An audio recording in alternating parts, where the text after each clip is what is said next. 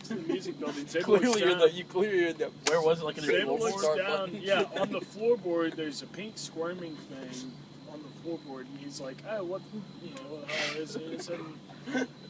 And he like, and he's, I stop, I look down and I see it, and I'm like, "Oh shit!" I'm like, this. First, I thought it was a giant like maggot or something. You know what I mean? Like Lion King. Yeah. A grub? Yeah, like a grub worm. Yeah. Or something. I mean, it was like just pink, eyes closed, and so I stopped the car.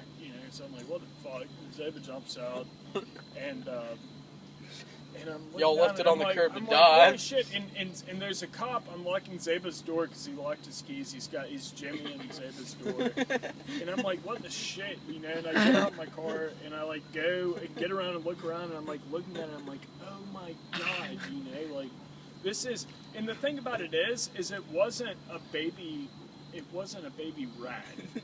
Okay, because it was this big, all right, and rats carry litters of, I don't know, more than one, all right, and you can't carry. It was obviously only a couple of hours old because his eyes were still closed. Whatever kind of mammal it was, all right, and judging from the size that it was, it couldn't have been. You know what I'm just saying, it was too big to. Anyway. Yeah, I just remember you drove to the fraternity house afterwards and acted like it was like a life-changing. It was. I still like it's. I'm gonna have to get out of therapy. I'm gonna have to get therapy at 35 for this. It's going to become a recurring. But I get out. All right.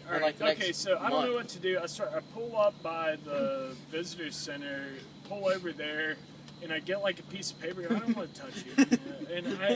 Anyway, I kind of like push it on the piece of paper. And I set it out on the grass, and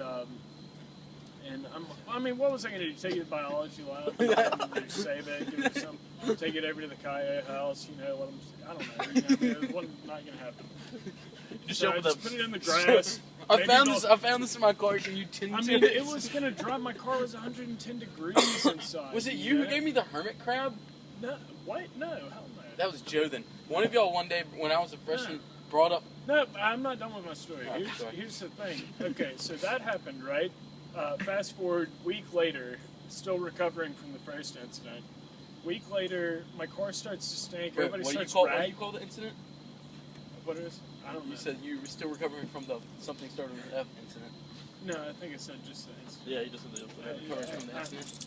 Anyway, whatever. So people start commenting on how my car smells. I'm like, I know, it's jacked up. Whatever, and I was like, maybe it's because anyway, I go start cleaning out my car, right? First I look under my passenger side seat in the front board where the first baby cat was, or whatever. I don't know, whatever. Creature.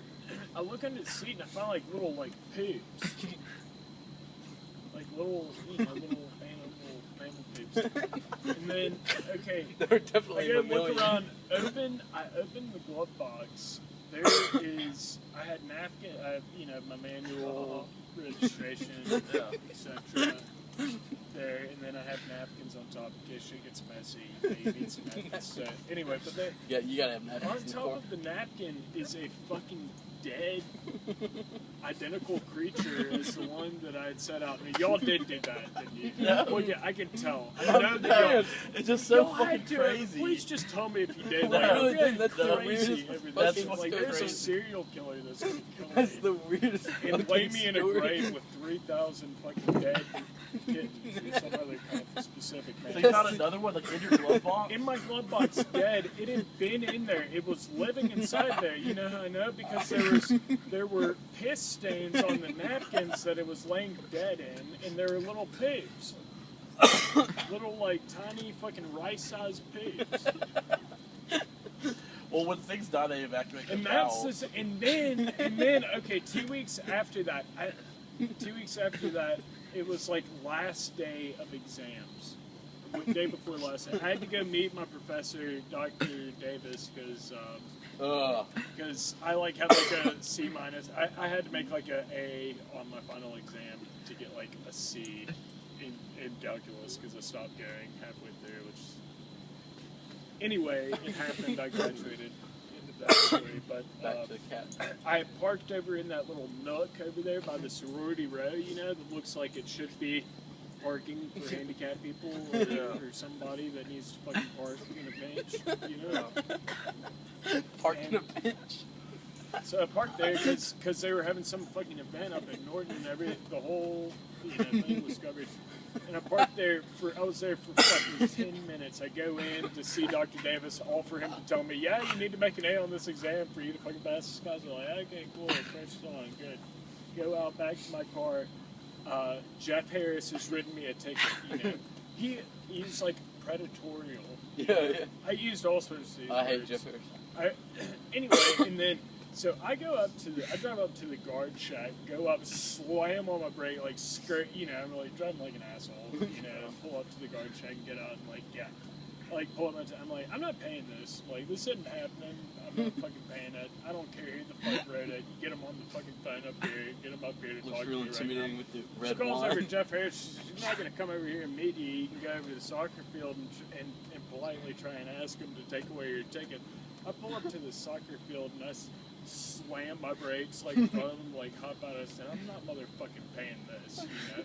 It's like, this isn't fucking happening. You're fucking this psychopath, predatorial motherfucker, and I'm not. Anyway, long argument ensues, and he's like, I don't know, you've got some, this must be a personal problem. And I said, you're goddamn right, it's a personal problem. It's you as a person, and you're a goddamn problem. And I don't know, you get, it's like you literally, it's like I've watched you for 5 years now. You know, go around and just smirk off and smugly walk around parking lots writing tickets. Like, you literally enjoy this, you fucking antisocial. You know, I let out a lot of things, but anyway, long story short, it's like, well, I'm not going to deal with it. You can write an appeal. It's like, oh, I will. It's like, and also I'm going to write one to fucking Dr. Youngblood, or Officer Youngblood. Yes, sir. And I wrote like a 30, it took me 30 minutes to write an email. I don't know how many pages it was, but it was a severe lashing of how inept he was in the position. You know the point that I laid out in the email was basically that. No. What does this have to do with the cat? This, because I think he was the one that put the cat in there. This, and I'll tie in the link in detail in a minute. Okay. So I'm writing this email and I'm saying. All this stuff about how behaviorally he exhibits these kind of characteristics. I don't know, I'm a business major, but I took a psychology class, just saying. Not really, I didn't do that. But I talked like I knew what I was talking about. You're a liar. And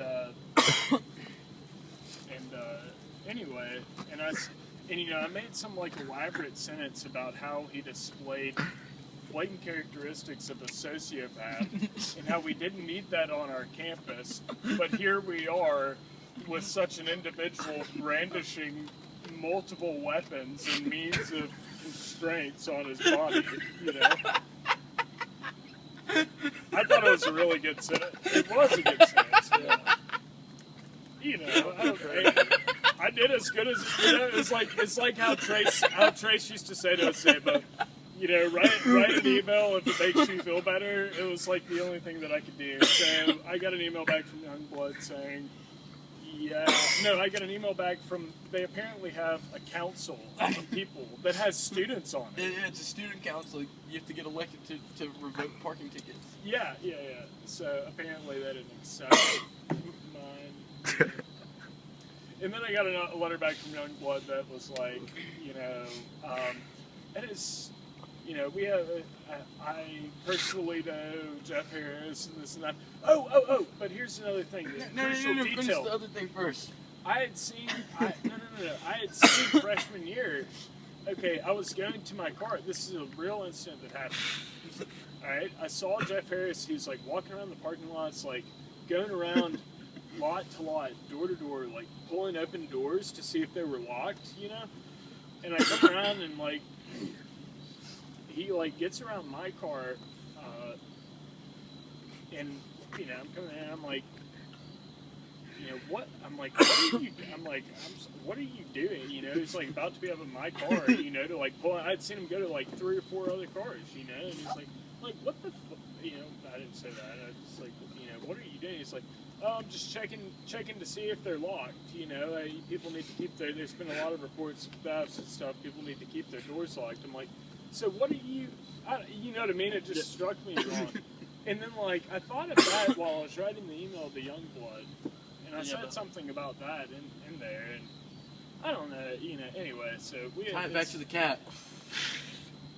What do you mean? I'm telling you, You I think he's weird? Oh, He's not the only weird person on campus. No, that's true. But we've had 5 years of history. I mean, like we've had several interactions. You know, He hates me. I've never had a dead cat. Well, I always lock my doors. We've had several interactions where, like, I don't know. It's just, I'm just saying.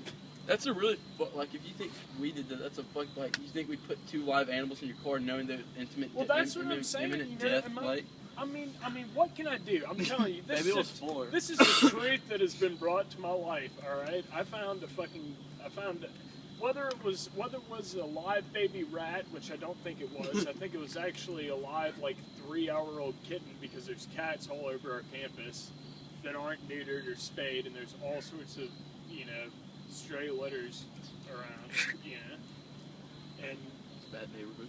I'm just saying, whatever the fuck it was a mammal. How did you get in your car? I took biology. I'm pretty confident in that declaration. It was a fucking mammal. All right. We'll leave it at that. You know, somebody put a newborn mammal in my car to die. Not only 1, but 2. And hid the other. Put 1 in my fucking glove box and 1 on my floorboard. And you know, I talked to my mom about it. And, you know, she's like, "You sure one of your fraternity brothers?" I was like, you know, I'll tell you what. I'm not absolutely positive, but I'm pretty fucking sure, because I mean that's some real like Messed up. Like, that's really messed up shit, you know? Like, if I had a fraternity brother that had a mind like that, and that would think that something like that was, you know, I think I would be able to be like, oh, I mean, you know, those things stand, you know, behavior like that comes with other behaviors that are noticeable that cue off other things. And that's the only reason why I think Jeff Harris is after me. I might be wrong, but I don't think so. Dude, he always gives me, like, I'll always just, like, run something in to an office, and he'll, like, I'll park on the curb, like, literally go turn it on. What?